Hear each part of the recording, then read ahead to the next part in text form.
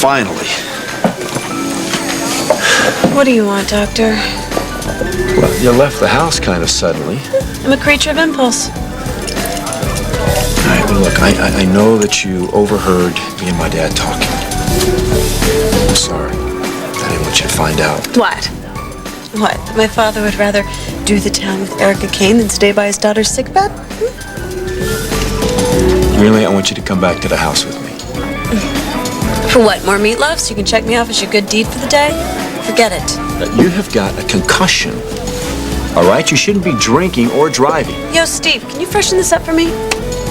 You know what? While you're at it, Steve, will you bring me a beer, please? Thank you. I know what you're doing, Jake. I'm having a beer. Have it someplace else. I don't need a babysitter. Now, you need observation for the first 24 hours. Fine. I'll leave the shade up in my bedroom. If the perv across the street with the telescope sees my head explode, he'll give you a call.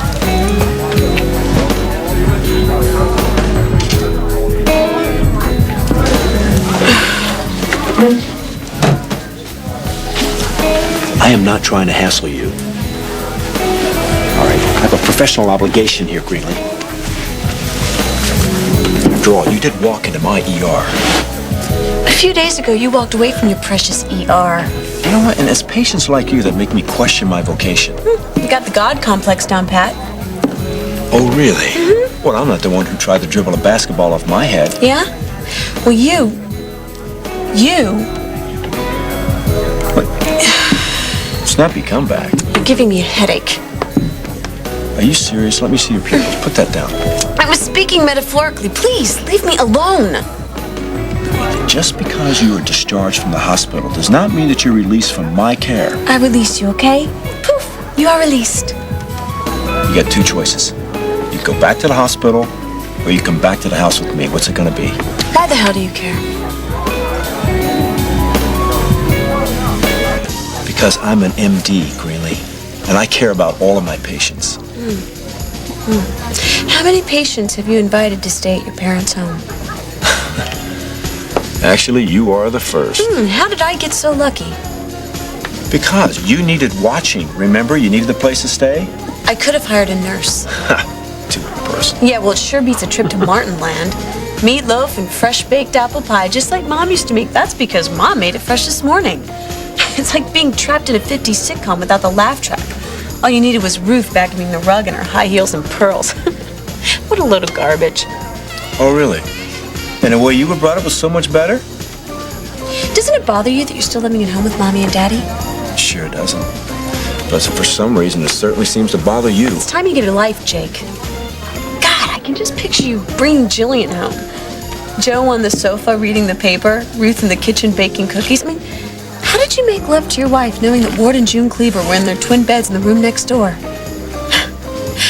No wonder Jillian ran screaming back to Ryan. Okay, all right, that's enough. You know why I came and I chased you down tonight, Greenlee? Because I feel sorry for you. I've never felt sorrier for anyone in my life. You feel sorry for me? Better check me out again, Jake. I'm rich. I'm You stumped already? I'm damn good looking. You got money and a pretty face, and that's a pretty skimpy resume. Go to hell. You're rich, you're beautiful, and you're coming home with me. Leave me alone. Why are you so stubborn? I don't need you or anyone else to help me. I've taken care of myself my whole life. I used to read myself bedtime stories at night and rock myself to sleep. All right, Greenlee, you're rich, you're beautiful, and you're incredibly brave. But everyone, I don't give a damn who they are, needs a little help every now and then. So just for tonight, why don't you lean on someone else for a change?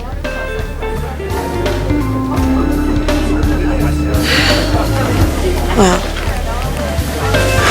I hope you have your car, because my legs are kind of wobbly. I'll get my coat.